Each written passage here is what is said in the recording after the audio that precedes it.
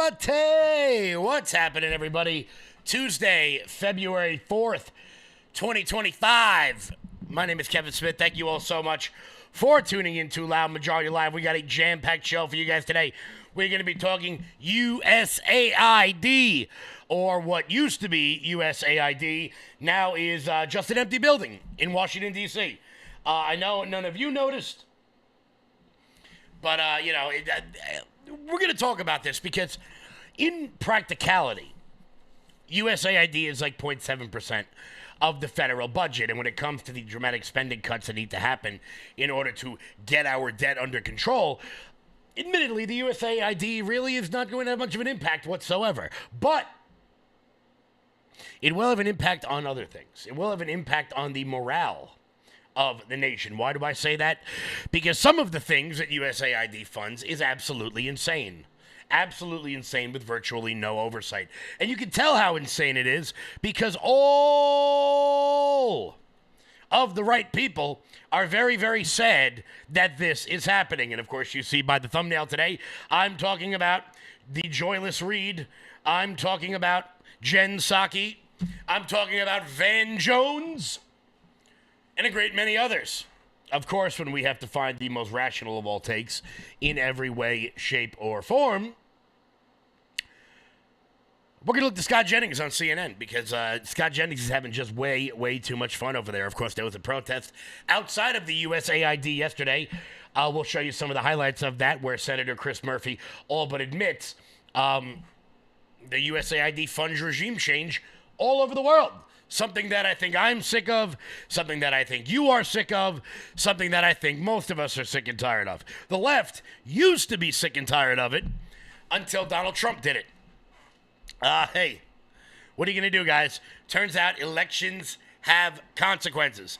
Elections have consequences. Before we get rocking and rolling, roll the news today, and at the end of the show, we're going to be joined by, a little later on in the show, we're going to be joined by my friend Sky Ostreicher.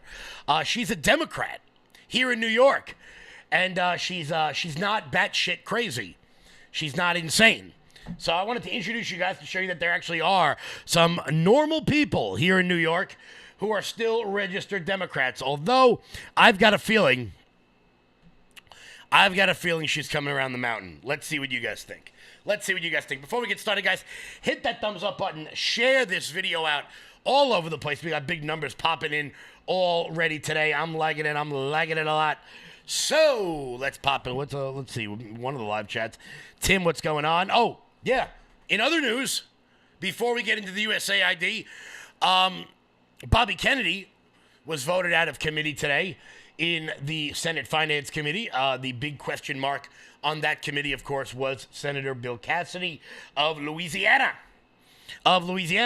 So now we don't have to go down to the bayou, born on the bayou. We don't have to go down there and primary him. Nicole Shanahan could save her money for somewhere else, like in Georgia, with Senator Warnock and Senator Ossoff. Great stuff. I'm liking it a lot. Conservative Autumn. What is happening, B.A. Palumbo? How are you? Dizzy and Deaf, what's happening? What is happening? T.D. Hodges, hello. Alex Ann, how are you? Alex Ann, you got to change because you got a mayor race coming up, and we're going to need that vote. We're going to need that primary vote. That, I can promise you that. We'll talk about that later. Vintage Little Gal, how are you? Vintage Little Gal, how's New Jersey going? That New Jersey primary is going to be an absolute bloodbath. I've been asked by like 24 people to get involved, and I'm staying the hell out of that. I want to make that very clear. Staying way the hell out of that New Jersey governor primary. That is, it's not going well for my brethren across the river. So once again, Bobby Kennedy was voted out of committee today. He will face Senate confirmation, I believe later in the week or early next week. That's very good stuff. So let's dive into the USAID. As I said at the top of the show, look, cutting this program is really not going to have all that dramatic of an impact on your day-to-day life. It's not going to help lower inflation, and it's not going to help really reduce the deficit. But what it's going to do is it's going to show people that President Trump is serious about cutting the waste, the fraud, and the abuse. Now, what am I talking about when it comes to waste, fraud, and abuse?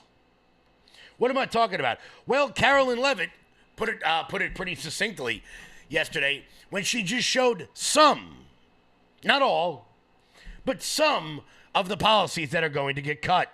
And here's the reason why Elon Musk and others have been taking a look. Because if you look at the waste and abuse that has run through USAID over the past several years, these are some of the insane priorities that organization has been spending money on. $1.5 million to advance DEI in Serbia's workplaces, $70,000 for a production of a DEI musical in Ireland, $47,000 for a transgender opera in Colombia, $32,000 for a transgender comic book in Peru. I don't know about you, but as an American taxpayer, I don't want my dollars going towards this crap, and I know the American people don't either, and that's exactly what Elon Musk has been tasked by President Trump to do, to get the fraud, waste, and abuse out of our federal government. Thank you. Now, I'll throw Democrats a bone here, because I know that when Republicans say DEI, they all collectively lose their minds. All right, cool. So take the gay, take the trans, take the DEI out of this entire operation. Take it all out. Why are we funding comic books in Peru? Why are we funding operas in Colombia? I don't know. I feel like if we're going to piss money away on ridiculous art projects, we could do that right here in America. As a matter of fact, we already do. It's called the NEA, the National Endowment for the Arts, where we pay people to flagellate themselves in public.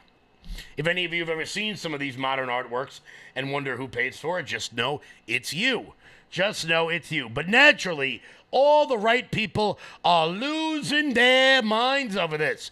Here is the lady who lied to you for 2 years, telling you that this is a very, very, very bad thing. Unelected best friend, Elon Musk. His latest target was the United States Agency for International Development. And that agency is the one that not only leads on humanitarian assistance around the world, but also works to combat corruption and foreign aid programs. It's a big part of what they do. I kind of see how that could make Elon Musk a bit uncomfortable. So what do you think he did? You may already know. Well, he removed 2 of the top leaders of the organization who wouldn't do his bidding over the weekend. And then overnight, last night, employees received an email ordering them not to come into the office today. They weren't given a reason or any sort of rationale.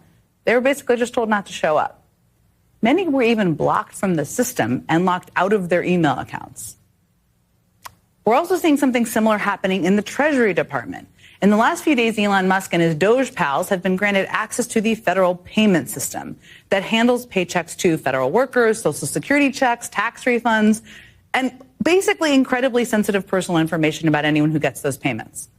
This takeover is also happening across the Office of Personnel Management, where Musk has gained unprecedented access to federal human resources databases that house sensitive personal information about millions of federal employees. And I'm going to talk with the reporter who broke that story today about what else he's learned later in the show. Now, I'm going to just be straight with you about all this. I mean, in the face of all of this and much more that's happened the last 2 weeks, there's not always been the type of clear, consistent, and united response from leading Democrats that I believe, and you probably believe, the moment requires. Yes, there have been some powerful voices out there in the confirmation hearings especially, but overall, it's taken far too long, in my view, for elected officials to respond boldly. And when they do respond, those responses aren't often specific enough or bold enough. And it just hasn't been super clear all the time to me or to probably all of you what they are actually doing to push back on this hostile takeover. This hostile takeover, she says. Now, a couple of things that she leaves out. It's not like when your boss tells you to stay home and you don't get paid. These people are all going to be paid for the next 7 months. But let's talk about the hostile takeover and the unclear and unconcise Democratic response yesterday. As I said to lead off the show, Democrats just came right out and said it. The USAID helps the CIA fund freedom fighters. In the words of George Carlin, my hero, if crime fighters fight crime and firefighters fight fire, what do freedom fighters fight? Just a quick question, Senator Murphy. Went down. USAID fights terrorist groups all across this world, making sure that we address the underlying causes for a retreat to terrorism. USAID chases China all around the world, making sure that China doesn't monopolize contracts for critical minerals and port infrastructure all around the world. It supports freedom fighters everywhere in this world. We are witnessing a constitutional crisis. We talked about Trump wanting to be a dictator on day one, and here we are. This is what the beginning of dictatorship looks like. And Elon, if you want to run AID, get nominated by Trump and go to the Senate, and good luck in getting confirmed. Yes. Elon Musk, you didn't create Usaid. The United States Congress did for the American people. And just like Elon Musk did not create Usaid, he doesn't have the power to destroy it. And who's going to stop him? We are. We're going to stop him. Actually, Senator Spray on actually, Congressman Spray on Hair. No, Congress did not create the USAID. It was signed into law via executive order by President Kennedy in 1961. Now, as we know, executive orders can be overturned immediately. This is not that hard to do. Now, with that being said, I said it on yesterday's show. Some people will disagree with me. That's okay. That's absolutely okay. Do I think that we, as the richest country on the planet, if something happens all over the world, tornado, hurricane, tsunami, landslide, earthquake, do I think it would kill us if we sent, water to Fukushima? Probably not. And if that's what this organization did, maybe I wouldn't mind. But it's not what it does. It is a funnel for NGOs in this country to advance their ridiculous priorities overseas. Advancing DEI in the workplace in Serbia. Is any of your day going to change if we, didn't do that? And as I said, it's really not about the dollar amount. Sure, $36,000 to go to a gay comic book in Peru really is not going to have any serious impact on the federal budget in its totality. But it's the idea. It's the idea that half of what the average American makes in a year is being shipped overseas for anything. Anything nonsensical. Like I said, if the government wants to have a contract with Nestle to send water to a mudslide in India, okay, I could probably live with that. Maybe not the best use of our tax dollars, but I could live with that. However, that's simply not what's happening. Like every other government bureaucracy, like every other bloated entity, it becomes a vehicle for fraud, vehicle for people who want government contracts to be able to get money funneled to them from the taxpayer. And this is why elected Democrats are very, very upset, because these are all their friends. We know that Ilhan Omar is upset because she clearly has allegiance to another country. Yeah, I said it.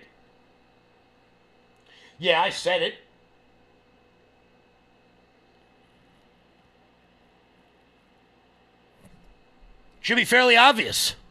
Of course, naturally, when we want to look for the most insane, batshit crazy response, we've got to look at Joyless Reed. But we begin tonight with a full-on crisis in our democracy. By the way, is it just me, or is her forehead getting bigger and bigger every single day? She sort of got that LeBron hairline going for all my basketball fans out there.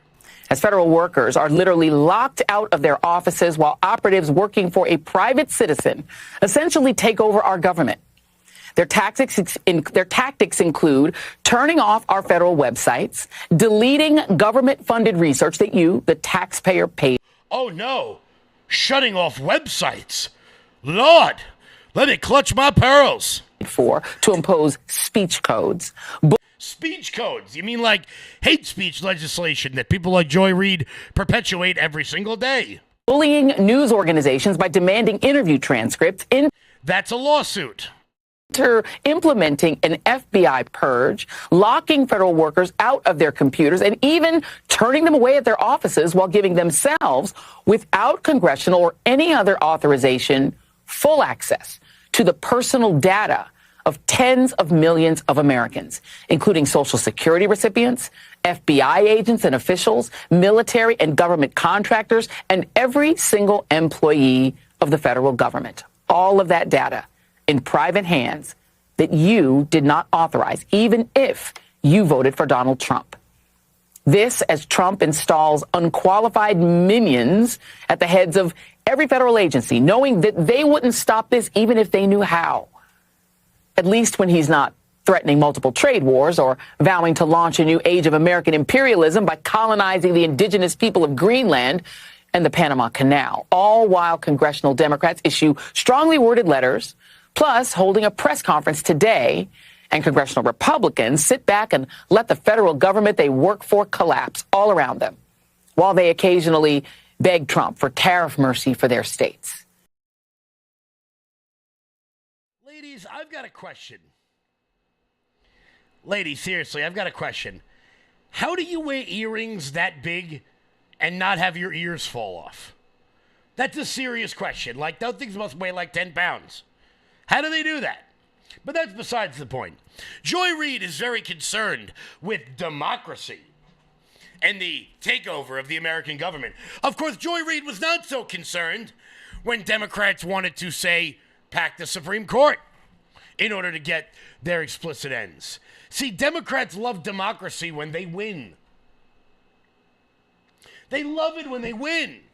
And for all the people out there, all the people, nobody voted for this. Hold on.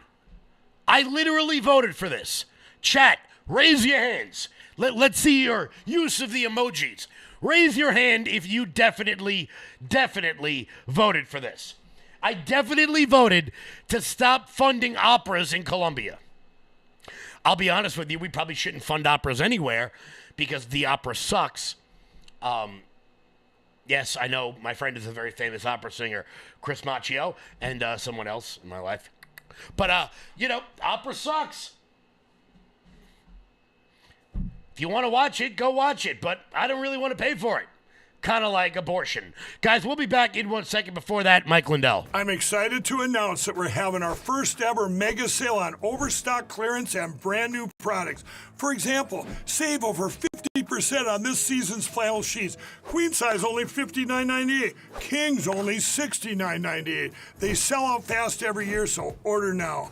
Save 20% on our brand new My Crosses. They're designed in the likeness of the one I've worn every day for over 20 years. They come in men's and women's, and they're made right here in the USA. Get our 2025 six-piece My Towel sets for only $29.98.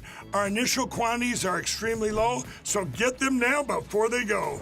And our best-selling standard My Pillows, just $14.98. So go to MyPillow.com or call the number on your screen. Use this promo code to take advantage of our first ever mega sale. But wait, remember that $75 free shipping rule? Well, that ship is sailed because right now, every order ships absolutely free.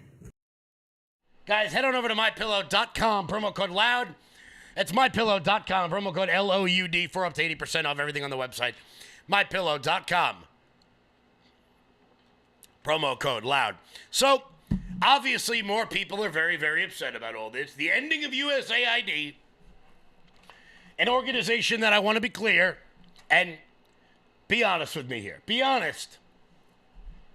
3 days ago, had you ever heard of this? I didn't. And that's the point. That's the point of ending. That's the point in ending this ridiculous practice because it's transparency.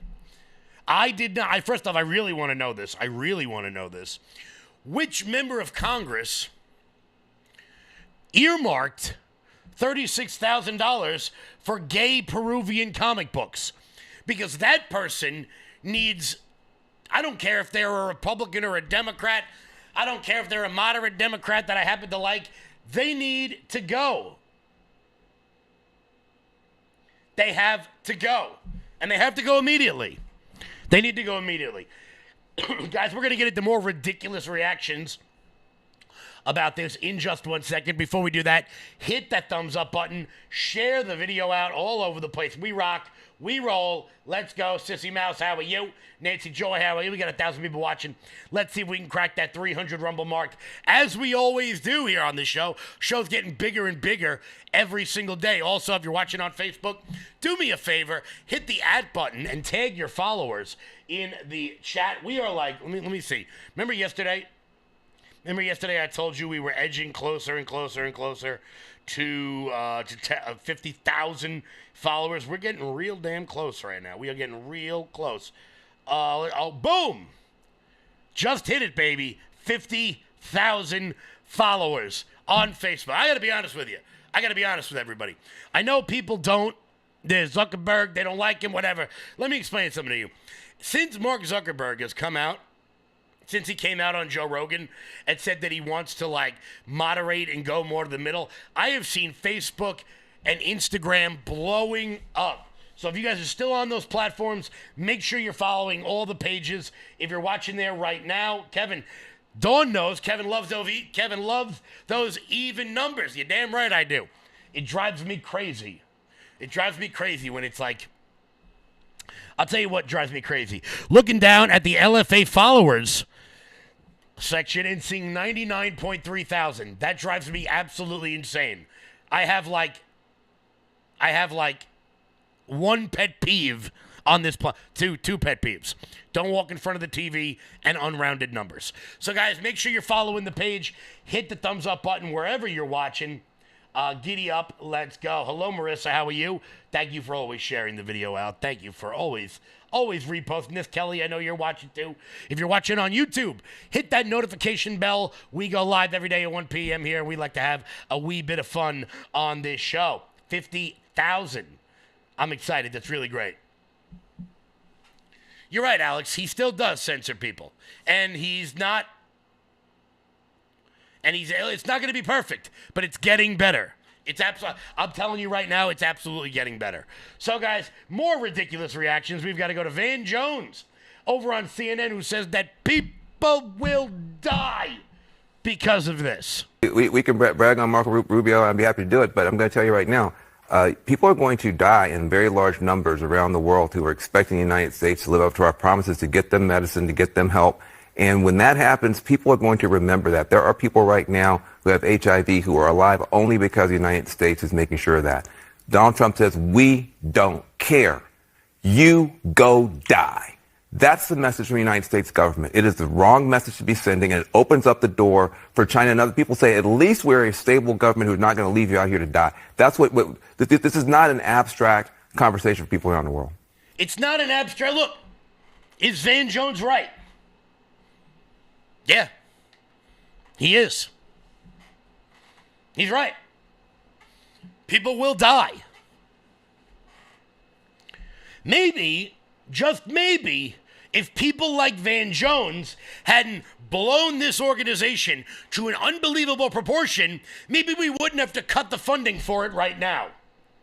And I want to be clear, I really mean this, if it was for HIV medicine in Africa, or malaria stuff in Africa, okay, I'll give you that. We are the richest country in the world, and there are places out there that still don't have indoor plumbing. I would absolutely, and I think a lot of Americans would say, okay, let's do it at cost. Let's not blow this out of proportion and give government contracts to all of our biggest donors in order to fund these things. Let's do it right. Most Americans are incredibly caring people. However, when I have to hear Chris Murphy talk about freedom fighters, as I said before, if firefighters fight fire and crime fighters fight crime, what do freedom fighters fight? George Carlin, greatest of all time. If the organization hadn't been blown out of proportion to begin with, it wouldn't have needed to be completely blown up by Elon Musk.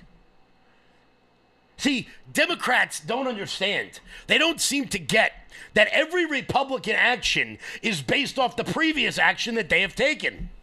They don't seem to get it. One person who does get this, of course, is the king of CNN, Scott Jennings.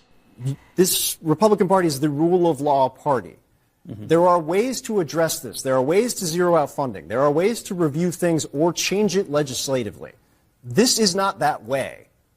What's the rationale here? Well, it is an entity that exists within the executive branch. That's number one. And it has often been at odds with the U.S. State Department.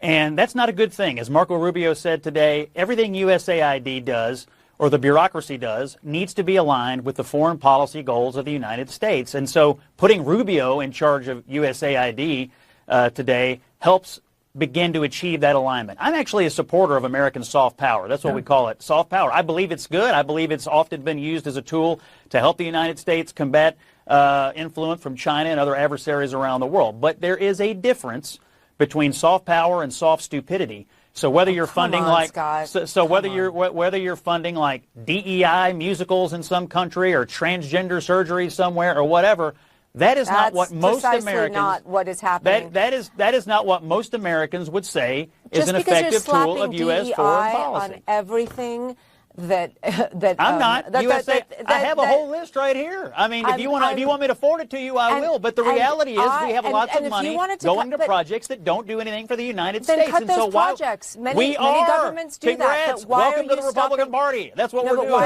Why are you trying? Why are you locking people out of their office?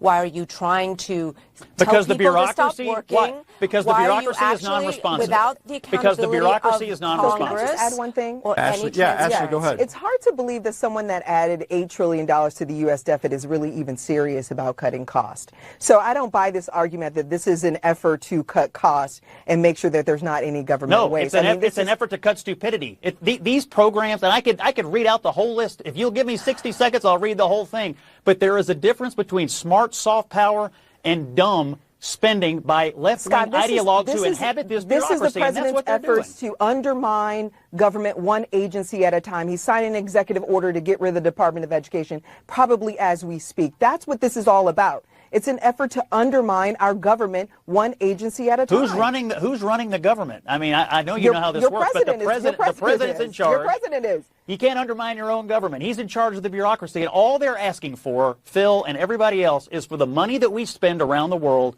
to be aligned with U.S. foreign policy interests. They have put out a long list of programs that have nothing to do with our interests. Why can't we go in and root that out and redirect the money coming from the Secretary of State to the things that matter the most? That's it. That's all they want. Scott? Off the top rope, Scott Jennings. Yeah.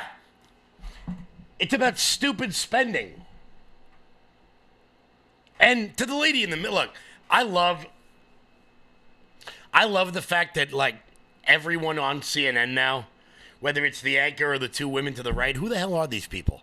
Are they pulling people off the street in Atlanta and just, like, scooping them up and being like, hey, you want to come on? Hey, anybody, come on CNN.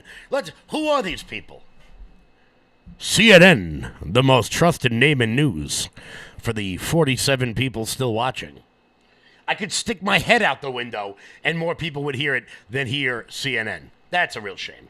That's a real shame. But back to what that woman said. Back to what the second panelist there said, the one nobody's ever heard of. Turns out today Donald Trump is signing an executive order, according to reports, signing an executive order to disband the Department of Education. Because of the way my camera is set up, I can't get up and dance, but if I could, I'd be river dancing. Do you know why? Because the Department of Education hates kids.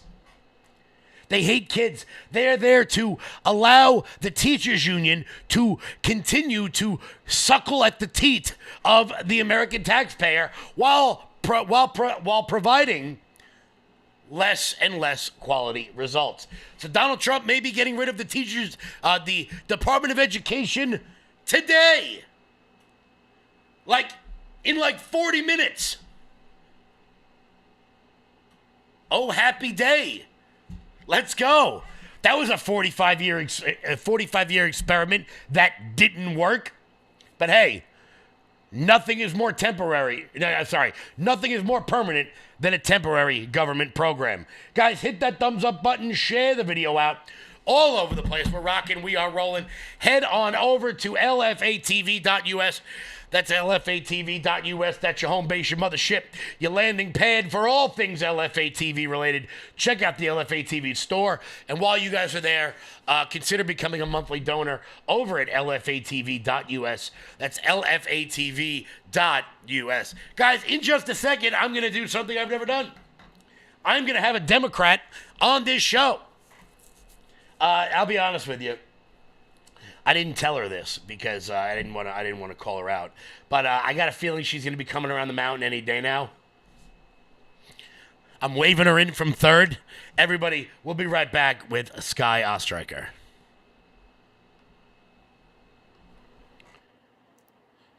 Alrighty, guys, we are back. I'm really excited to introduce you guys to my next guest. I've been trying to do this for a while, and it's been very hard to find a rational thinking human being on the other side of the political aisle. I'm very excited to introduce you guys to my friend Sky Ostriker. Sky, how are you? Hi, it's great to be here. Thanks, Kevin. Absolutely. So you are one of the most unique people in media today, because you interview everyone. You interview Democrats, you interview Republicans, you're a Democrat yourself. So we thought we'd have a little bit of fun here. Maybe some places where we agree, some places where we don't. But I wanted to start off with, how are you able to interview everyone? Because I've been trying to get Democrats on this show forever. No one will ever come on. Maybe it's me. It probably is. But how do you go about interviewing everyone from either side of the aisle about particular issues? Well, Kevin, I spent 10 years working as a lobbyist in New York, originally on Long Island, then in New York City. I've been up to Albany a bunch of times. And what people may or may not realize about the lobbying industry locally is that it's all about relationship building. You need both sides of the aisle to pass legislation, block legislation, amend legislation, and work on different projects, public policy initiatives. So that's how I built a lot of the relationships that I have. And then in 2021, when we were all locked inside, that's when I started the media portion of my career. And I reached out to a lot of the relationships that I had built, which were on both sides of the aisle. And then after speaking to enough people on both sides, people get a good feeling, or they got a good feeling about me. And then they would refer me to like their friend over here, their friend over here. So that's how the relationships continued to build. And it's so interesting because particularly here in New York, people get this national impression of New York. Like we are living in some, deep blue area and whatnot. But local politics is never as partisan as national politics. Everyone always seems to, at the very least, get along. Maybe they don't agree. But but particularly here on Long Island, there's a lot of okay Democrats on the one side. Somebody like a Rich Schaefer, who I've known my whole life, wrote me my college letter of recommendation. Big Democrat, who is relatively normal. And then on our side, on my side, you tend to get more reasonable Republicans. What do you see in comparison to local politics as opposed to national when it comes to people more willing to work together? I think that people don't realize the power that local public officials have. People don't realize the county executive, a county legislator, a town supervisor, a town council member. These are the people that impact everyone's day-to-day life. The president doesn't impact your day-to-day life. Sure, all the talk and focus is on President Trump and what he's doing and everyone in Congress and U.S. Senate agreeing and disagreeing. But the fact of the matter is it's the local officials that really impact your day-to-day life. And as far as that, local officials will often tell you that there's no Republican or Democrat way to pick up the garbage or to instruct public safety in the town of North Hempstead, right? You got to do it together. So to your point, there's less partisanship on the hyper-local level. And I think that we really need to do a better job of educating people to come out and vote locally and to get involved civically in their own communities and realize that for themselves. Oh, absolutely, and that's something we've been advocating for quite some time. You know, people talk about shadow governments, and you know they're all in Zurich, and I'm like, no, your shadow government is your state assemblyman who you've never heard of, Right. who actually impacts your life, who actually dictates tax policy and where state money gets allocated and where it gets sent around. I mean, when I worked in the state senate, I was blown away at how exactly how the sausage gets made, as they say. You know, two things you don't want to see get made: laws and sausage. And it's not as glamorous as they make it out on the 4-minute Fox News hit. But the cool thing is, seeing how the sausage gets made, legislators are very willing to meet with the nonprofit sector and the private sector because legislators themselves may not be experts. Someone in the state assembly or state senate may be the chair of the committee on finance, but they might not have their CPA license or have any work experience in finance. They may just be assigned that committee because maybe they understand the laws a little bit better than their colleagues. But the door is always open for nonprofits who do advocacy work and private businesses to come to their office, to get to know them, to educate them on certain things that may hurt or help their industry. So that's a good point too, for people to realize that these legislators are really accessible. Oh, absolutely. You can basically just go. I mean, at least I'll speak for Albany. You can basically just go to the legislative office building in Albany and just walk around. Yeah, I say it's like going to college, back to dorm style living, where this one has a dorm room, this one has a dorm room, and you just can pop in. Oh yeah, well, if everybody knew that when Senator Flanagan was there, he had the coolest dorm. Everybody knew that. Everybody knew Did he that. have the most parties in his dorm room? It was the biggest. He had the most fun stuff in it. It was always a good time. But you know, I just want to thank you ahead of time, as we may get contentious with how we feel about certain things not, certain things so. But that you're willing to actually reach out to the other side. I've been trying to get AOC on this show for quite some time. You know, we're both 20. We're both 35. We're both in politics, and I would love to see how so many young people on the other side come to such vastly different conclusions than I did, and being from relatively the same neighborhood. So hopefully you can help me get AOC on here, because that'll break the internet. I mean, you'll see. I personally have never sat down with her in particular. Not that I'm not open to it. I'm open to speaking to anyone. Yeah. Everyone has a voice. And I think that when you look at some people who have extremist views, they're the most difficult to come to the middle with, right? When we look at everyone, 100% of people, I would say there's 15% extremist right, 15% extremist left, and there's 70% of people that are sort of in the middle. And I think that's more your target audience of Democrats, Kevin, of the people that are willing to compromise, not the people that are not willing to compromise. Absolutely. I was talking to somebody about it the other day, is that, you know what, if we on the right, for the moment, put aside abortion and guns, and the left put aside abortion and guns and focused on banning stock trading for members of Congress, something that Matt Gaetz and AOC both co-sponsored a bill on. If we came together and said, hey, look, our prisons are basically torture chambers. And as we're seeing on our side with the January 6th people who have just gotten out, who have horror stories to tell, and people on the left have been saying this for decades, that, you know, for anybody who's ever been to Rikers Island, you know that place is about a notch above a medieval dungeon. Like, no human being should live like that. We could actually make some substantive change in our lives.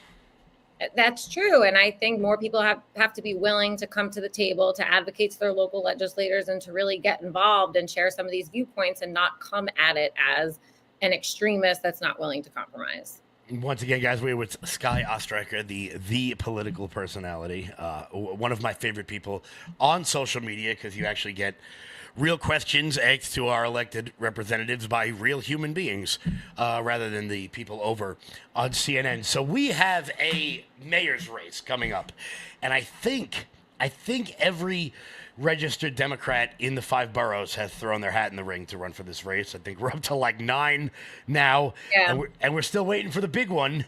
We're still waiting for old Andy Cuomo to pop his head in. What do you think is going to happen? Because Eric Adams is facing serious problems from his left flank. Obviously, the Republicans, we haven't decided who we're going to pick yet. What do you see happening in the mayor's race? Do you think Adams survives? Do you think he runs independent? A little three-way race? What do you think's going to go on? I mean, my guess is as good as anyone else's guess, because these are the conversations I have on a regular basis with people that are tapped in, and there is no for sure answer. When Mayor Adams went on Tucker Carlson's show, did you listen to that? He sat with him for 40 minutes. I thought it was wonderful for the two of them to be able to have a conversation. And I felt that the mayor was very honest in his responses to Tucker. And even when I shared that opinion to some people from the Democratic Party, they were appalled that I had that opinion, that praising the mayor for going on Tucker Carlson, because they said back to me, what is he doing? Who's Tucker's audience? He's going to drop as a Democrat and run as a Republican. And I said, why is that the conclusion that you automatically jump to just because he sits down with a Republican? Tucker has the number one or one of the number one shows on the internet, like by listeners, like millions of people listen to that show. Why shouldn't he be able to get his voice out there by whatever vehicle it takes? Mm-hmm.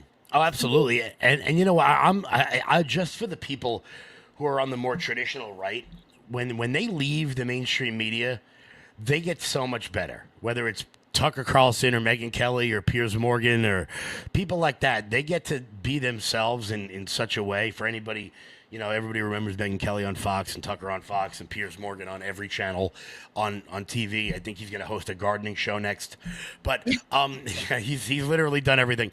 But they are so much more real, where it seems to me many of the people on the left who leave mainstream media tend to fall into obscurity.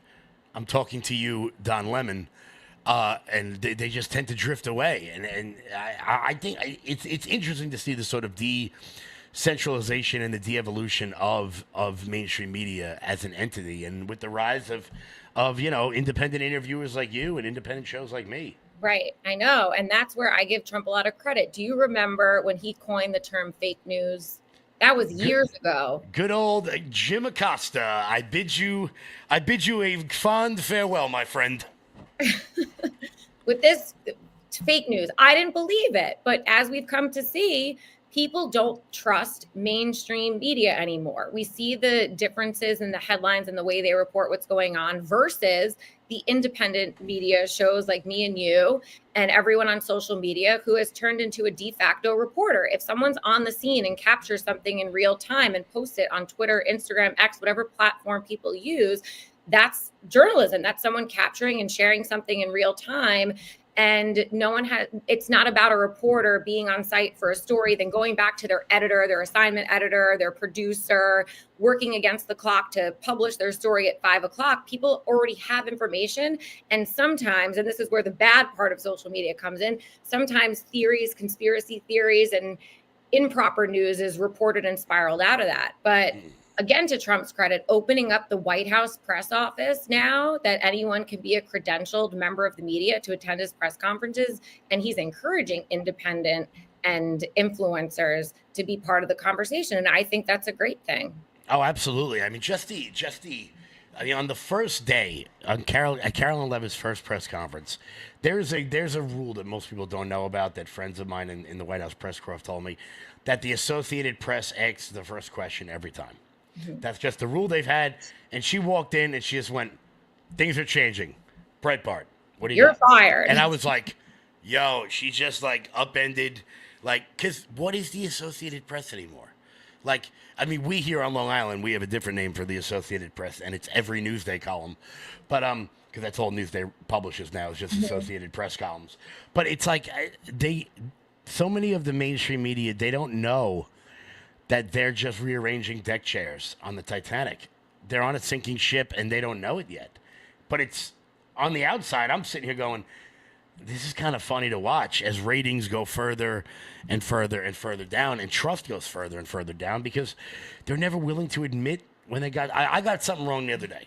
So that during the DC plane crash, there were reports that 4 survivors had gotten pulled out of the water. Mm-hmm. That turned out not to be true. When I found out it wasn't true, I went back on Twitter and said, "Hey guys, I got it wrong." And everyone went, "Thank you." No one does that. I think Brian Stelter still thinks that Jesse Smollett got jumped by white Trump supporters. Like, he won't admit it. Just say you got it wrong, bro, and we'll move on.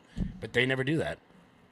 But, to your point, this is why this whole idea of the mainstream media falling behind and the independent media outlets coming forward. And people want, like you said before, these long form interviews where people are more honest, right? If someone's not hooked to a cable news station or hooked to an existing media outlet, that they're able to be more themselves. You said they got better. I think that people, especially our generation, are looking for real humans to communicate with and see how they think and watch them in real time and watch them off the cuff instead of these scripted talking points.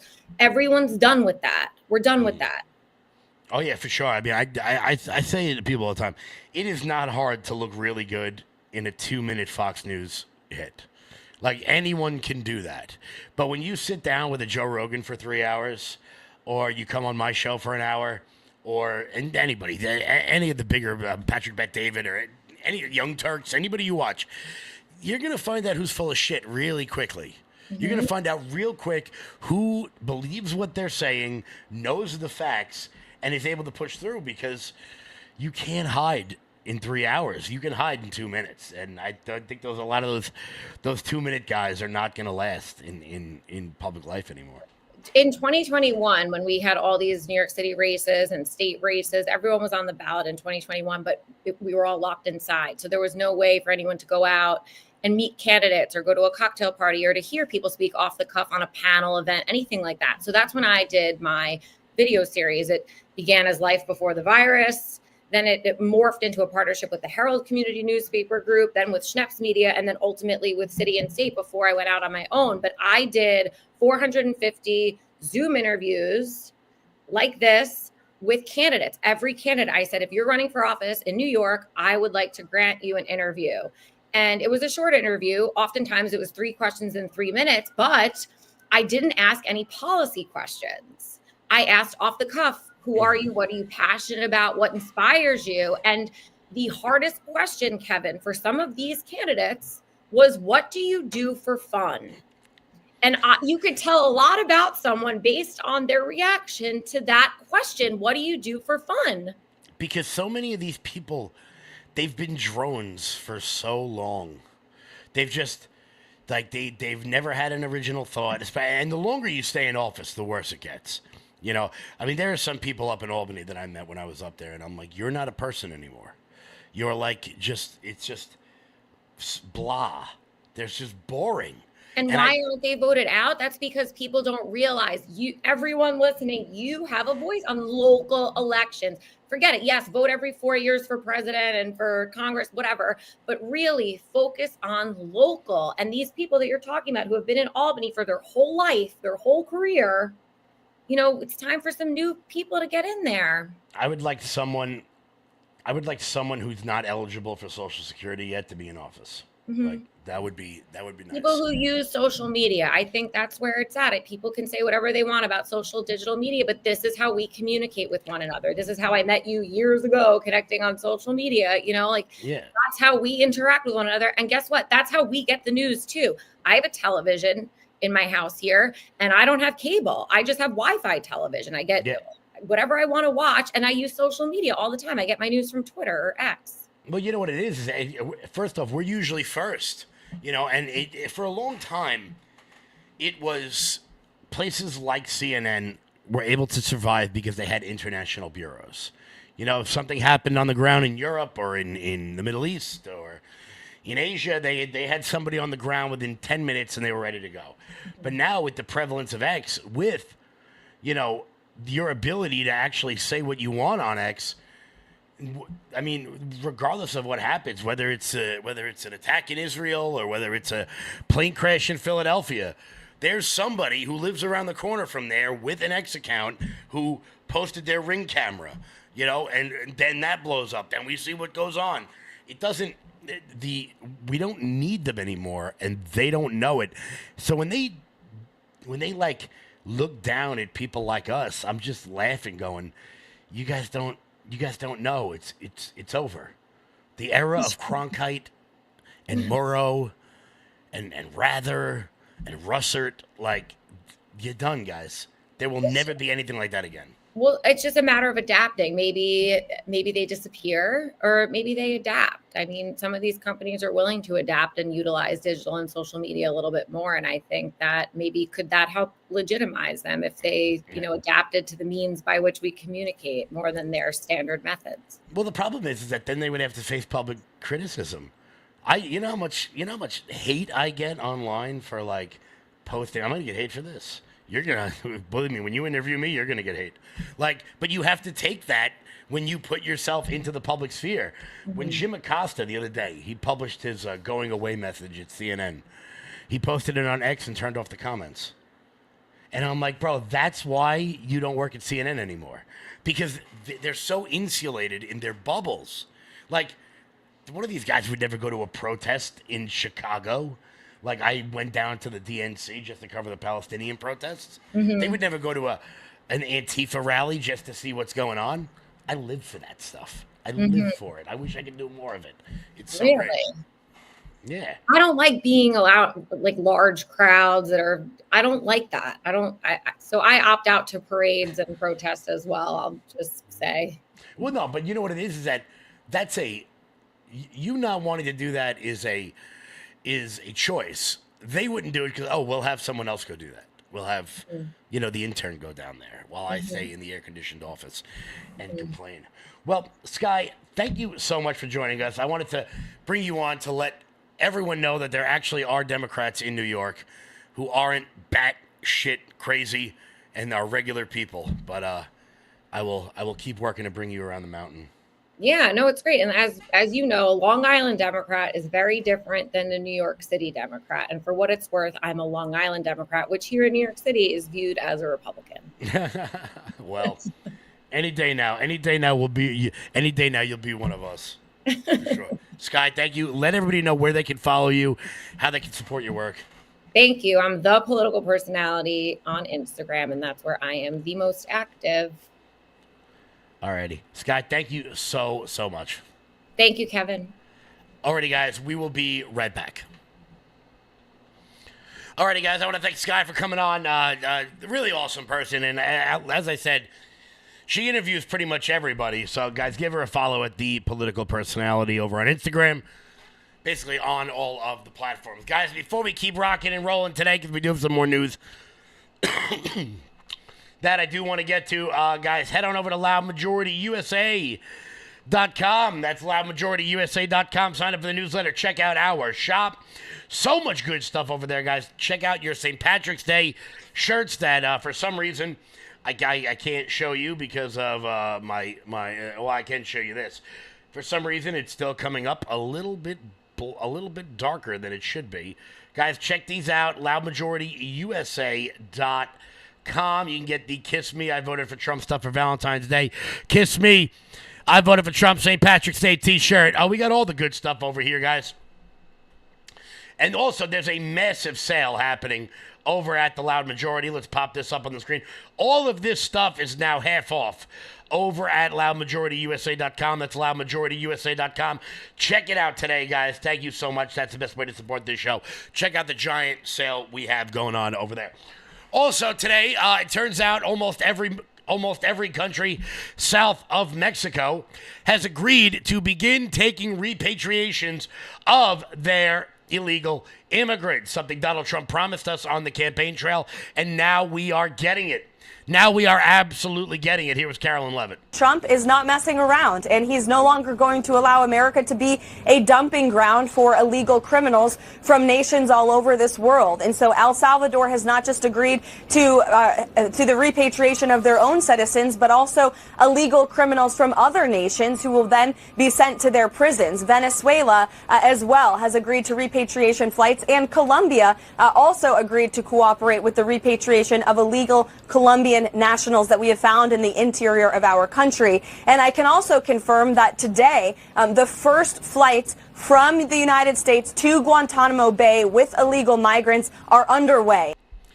Guys, that is big news, all right? They are planning on taking all of their citizens back. Also, she made the announcement that the first planes of illegals will be headed back to Guantanamo Bay. so they can be staged and then moved out of there as the planes fill up. That's what's going to have to happen. They're going to have to stage these people in a certain area, and then once a plane full of Venezuelans or a plane full of Guatemalans or a plane full of Colombians fill up, they will be sent back, as Donald Trump promised. Promises made, promises kept. Guys, at 2 p.m. today, Donald Trump is going to be signing a bunch of executive orders. Signing a bunch of executive orders, one of which it seems as though will be the ending of the Department of Education, something Republicans have wanted for quite some time. And that's going to be big news. That's going to be big news. He's going to face a lot of pushback on that. That comes at 1 p.m. I believe Will Johnson will be covering that here on this network. Guys, we're going to bounce out of here right now. Head on over to Will's show. But before you do that, hit the thumbs up button. Share the video out all over the place. Can we get to 300 by the end of the show? You got like 45 more seconds. We're at 286 right now. I think we can do it. Giddy up. Let's go. Guys, also head on over to loudmajorityusa.com. Loudmajorityusa.com. Hit that sale button. There's a whole bunch of good stuff on there you're going to want to check out. Thank you all so much for tuning in.